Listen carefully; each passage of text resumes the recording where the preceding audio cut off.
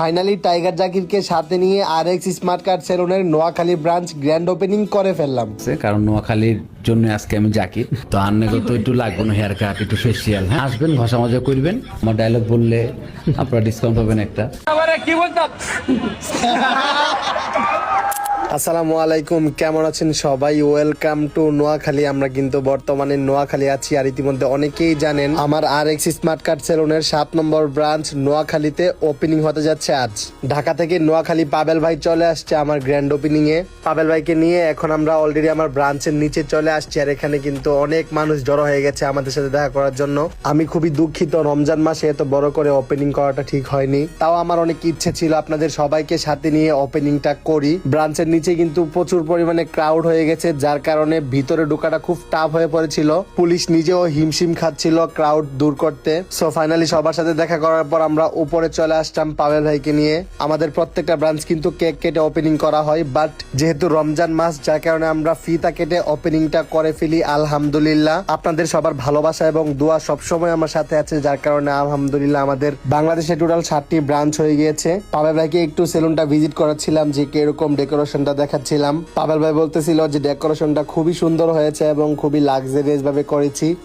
অনেকেরই কিন্তু একটা কনফিউশন আছে যে ব্যাচেলার পয়েন্টের জাকিরের বাসা কি আসলে নোয়াখালীতে নাকি অন্য জেলায়? ভাই আসলে আপনার বাসা কোথায়, দেশের বাড়ি? না, গ্রামের বাড়ি তো চাঁদপুরে। নোয়াখালীর প্রতি টান আছে, কারণ নোয়াখালীর জন্য আজকে আমি জাকির। ও ভালো কথা, তোমার এই নোয়াখালী, ব্রাহ্মণবাড়িয়া, সিলেট বিভিন্ন জায়গায় দেখলাম, মিরপুরেও তোমাদের ব্রাঞ্চ আছে। হ্যাঁ, তো চাঁদপুরে কি তোমাদের কোনো ব্রাঞ্চ আছে কি? না ভাই, চাঁদপুরে তো আমার কোনো ব্রাঞ্চ নেই। তো ওপেন করবো না নাকি? এখন আপনি যদি বলেন তাহলে অবশ্যই ওপেন করব।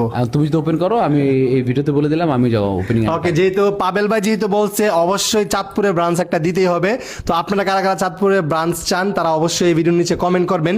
আরএক্স স্মার্ট কার্ড সেলুনের তো নোয়াখালী ব্রাঞ্চে আপনি আসছেন, এটার ফুল ডেকোরেশন প্রিপারেশন যা আছে সবকিছু দেখে আপনার কেমন লাগলো?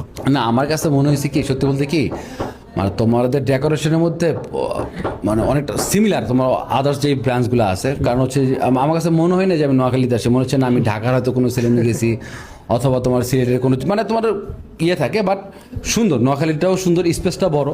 তো যারা আমার ভাই ব্রাদার আছেন চলে আসবেন। হ্যাঁ, আমার ডায়লগ বললে আপনারা ডিসকাউন্ট পাবেন একটা। আচ্ছা, এখন হচ্ছে আমরা পাবেল ভাইয়ের মুখ থেকে হচ্ছে বজরা বাজারের একটা ডায়লগ শুনবো, যে কোনো একটা ফেমাস ডায়লগ। ভাই আপনি আপনার অডিয়েন্সের উদ্দেশ্যে একটা ডায়লগ দেন।